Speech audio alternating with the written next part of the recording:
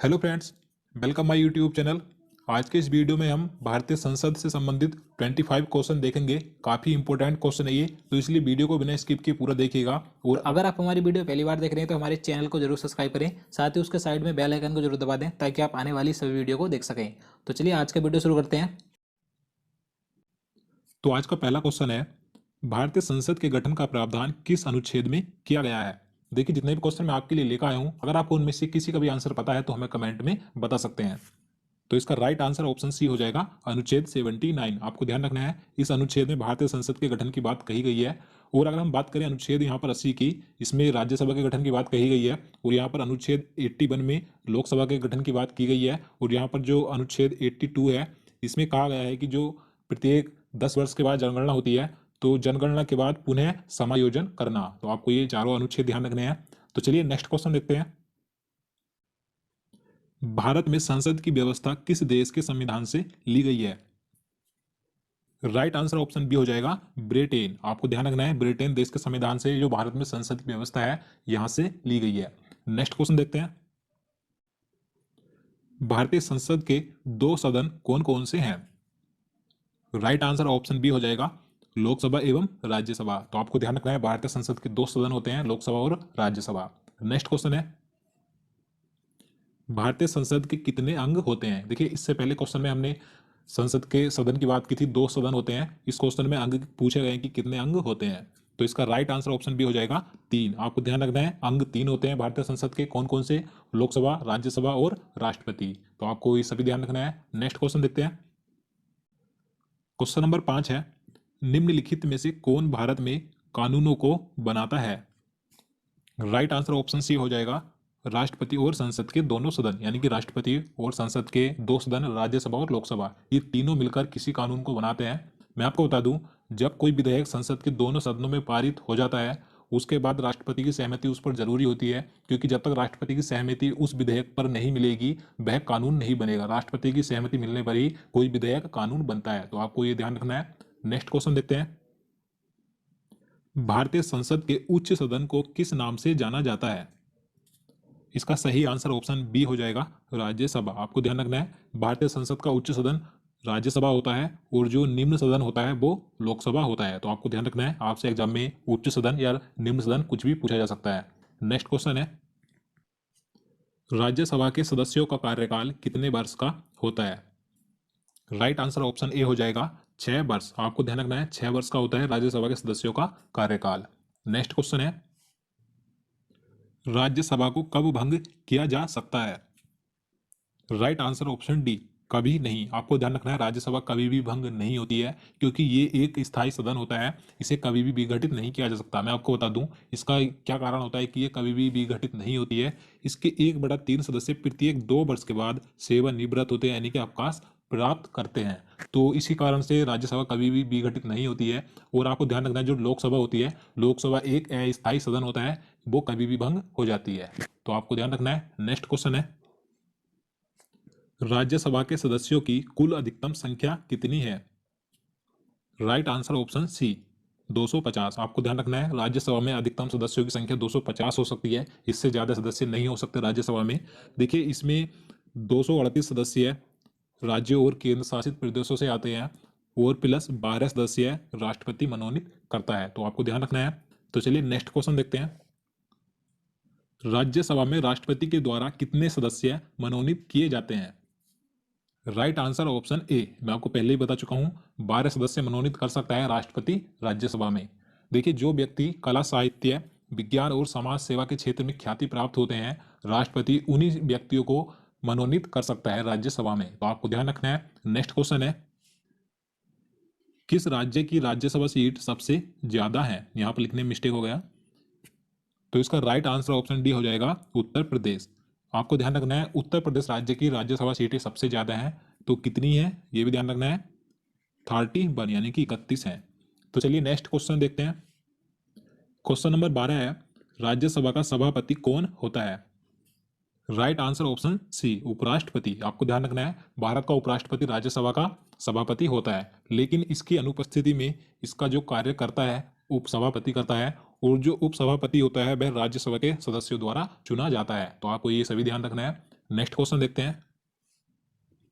भारत का प्रधानमंत्री बनने की न्यूनतम आयु क्या होगी यदि वह राज्यसभा का सदस्य है तो इसका राइट आंसर ऑप्शन बी हो जाएगा 30 वर्ष। देखिए आपको यहाँ से ध्यान रखना है, जो भारत का प्रधानमंत्री होता है वह जरूरी नहीं किसी एक सदन का सदस्य हो, यानी कि वह लोकसभा और राज्यसभा दोनों में से किसी भी सदन का सदस्य हो सकता है। अगर वह राज्यसभा का सदस्य है तो उसकी आयु 30 वर्ष होनी चाहिए, और वह अगर लोकसभा का सदस्य है तो उसकी आयु 25 वर्ष होनी चाहिए। तो आपको ये दोनों ध्यान रखने हैं। तो चलिए नेक्स्ट क्वेश्चन देखते हैं। जनता का सदन को लोकसभा का नाम किस वर्ष दिया गया था? Right answer option A 1954। आपको ध्यान रखना है 14 मई 1954 को जो लोकसभा है इसका नाम रखा गया था, यानी कि 1954 से पहले लोकसभा का नाम जनता का सदन हुआ करता था। तो आपको ध्यान रखना है। नेक्स्ट क्वेश्चन देखते हैं। क्वेश्चन नंबर 15 है, लोकसभा के गठन का प्रावधान किस अनुच्छेद में किया गया है? राइट आंसर ऑप्शन बी अनुच्छेद 81। मैं आपको पहले ही बता चुका हूं, अनुच्छेद 81 में लोकसभा के गठन का प्रावधान किया गया है, और अनुच्छेद 80 में राज्यसभा, और अनुच्छेद 79 में संसद। आपको ये तीनों ध्यान रखने हैं। नेक्स्ट क्वेश्चन देखते हैं। लोकसभा में अधिकतम सदस्यों की संख्या कितनी है? Right answer option C 552। आपको ध्यान रखना है लोकसभा में अधिकतम सदस्यों की संख्या 552 हो सकती है, इससे अधिक सदस्य नहीं हो सकते। और देखिए हमने इससे पहले एक क्वेश्चन में बात की थी राज्यसभा की, तो राज्यसभा में कितनी होती है अधिकतम संख्या? 250, और लोकसभा में 552। तो आपको ये दोनों ध्यान रखने हैं। नेक्स्ट क्वेश्चन है, राज्यों से लोकसभा में कुल सदस्यों की संख्या कितनी है? तो इसका सही आंसर ऑप्शन ए हो जाएगा 530। देखिए इससे पहले मैं आपको बता चुका हूं, जो लोकसभा में कुल अधिकतम सदस्यों की संख्या होती है 552 होती है, लेकिन इस क्वेश्चन में पूछा गया है कि राज्यों से, यानी कि जो सदस्य राज्यों से चुनकर आते हैं, तो राज्यों से 530 आते हैं, प्लस 20 सदस्य केंद्र शासित प्रदेशों से आते हैं, और जो 2 सदस्य आते हैं उन्हें राष्ट्रपति मनोनीत करता है आंग्ल भारतीय समुदाय के व्यक्तियों को। तो आपको ध्यान रखना है। तो चलिए नेक्स्ट क्वेश्चन देखते हैं। भारतीय राष्ट्रपति के द्वारा लोकसभा में आंग्ल भारतीय समुदाय के कितने सदस्यों को मनोनीत किए जाते हैं? राइट आंसर ऑप्शन सी 2 सदस्य। मैं आपको बता चुका हूं, राष्ट्रपति लोकसभा में आंग्ल भारतीय समुदाय के 2 सदस्यों को मनोनीत करता है। तो चलिए अगला क्वेश्चन देखते हैं। लोकसभा के प्रथम अध्यक्ष कौन थे? तो इसका राइट आंसर ऑप्शन ए हो जाएगा GB मावलंकर। ये लोकसभा के प्रथम अध्यक्ष थे, आपको ध्यान रखना है। और अगर हम बात करें लोकसभा की प्रथम महिला अध्यक्ष की, तो कौन थी? मीरा कुमार थी। तो आपको ये दोनों ध्यान रखने हैं, महिला प्रथम अध्यक्ष लोकसभा की मीरा कुमार, और प्रथम अध्यक्ष GB मावलंकर। नेक्स्ट क्वेश्चन है, क्वेश्चन नंबर 20 है, लोकसभा अध्यक्ष अपना त्याग पत्र किसे संबोधित करता है? Right answer option A Lok Sabha उपाध्यक्ष। आपको ध्यान रखना है लोकसभा अध्यक्ष अपना त्याग पत्र लोकसभा उपाध्यक्ष को कभी भी दे सकता है। तो चलिए नेक्स्ट क्वेश्चन देखते हैं। लोकसभा अध्यक्ष के मताधिकार को क्या कहा जाता है? राइट आंसर ऑप्शन सी निर्णायक मत। देखिए मैं आपको इसके बारे में बता देता हूँ।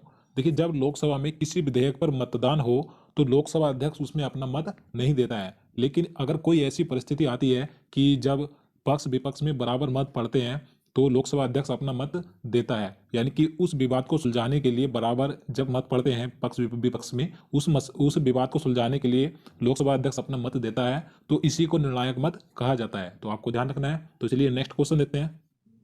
क्वेश्चन नंबर 22 है, लोकसभा के प्रथम उपाध्यक्ष कौन थे? तो इसका राइट आंसर ऑप्शन सी हो जाएगा MA अयंगार। ये लोकसभा के प्रथम उपाध्यक्ष थे। तो आपको ये ध्यान रखना है। तो चलिए अगला क्वेश्चन देखते हैं। लोकसभा अध्यक्ष तथा राज्यसभा सभापति के वेतन और भत्ते कौन निर्धारित करता है? राइट आंसर ऑप्शन डी संसद। आपको ध्यान रखना है लोकसभा अध्यक्ष, उपाध्यक्ष, राज्यसभा सभापति और उपसभापति, इन सभी के वेतन और भत्ते संसद के द्वारा निर्धारित किए जाते हैं। इसको अनुच्छेद 97 में रखा गया है और अनुसूची 2 में। तो आपको ये सभी ध्यान रखना है। अगला क्वेश्चन देखते हैं। प्रथम लोकसभा के विपक्ष का नेता कौन था? राइट आंसर ऑप्शन बी हो जाएगा A.K. गोपालन। ये प्रथम लोकसभा में विपक्ष के नेता थे। तो आपको ध्यान रखना है। अब देखिए यहाँ से एक क्वेश्चन और पूछा जाता है कि विपक्ष दल का नेता कौन होता है। तो आपको ध्यान रखना है विपक्षी दल का नेता उस पार्टी के सदस्य को चुना जाता है जिसकी सदन में कम से कम कुल सीटों का 1/10 भाग हो। तो आपको ये ध्यान रखना है। चलिए अगला क्वेश्चन देखते हैं। किस राज्य की लोकसभा सीटें सबसे ज्यादा है? इसका सही आंसर ऑप्शन डी हो जाएगा उत्तर प्रदेश। देखिए मैं आपको बता दूं, लोकसभा और राज्यसभा इन दोनों सदन की सबसे ज्यादा सीटें उत्तर प्रदेश में ही है। तो लोकसभा में जो सीटें हैं 80 हैं और राज्यसभा में 31 हैं, तो आप इन दोनों को ध्यान रखिएगा। तो दोस्तों आज के लिए इतना ही। उम्मीद करता हूँ आपको वीडियो पसंद आया होगा। अगर आपको वीडियो अच्छा लगा हो तो वीडियो को लाइक जरूर करना और चैनल को भी सब्सक्राइब करना। और मैं आपको बता दूं, आप हमारे पहले के सभी वीडियो देख सकते हैं। मैं आपको वीडियो को डिस्क्रिप्शन में नीचे लिंक दे दूंगा, या आप हमारे चैनल में जाकर हमारी सभी वीडियो को देख सकते हैं। आपके आने वाले एग्जाम के लिए काफ़ी महत्वपूर्ण है। तो चलिए मिलते हैं नेक्स्ट वीडियो में, तब तक के लिए नमस्कार।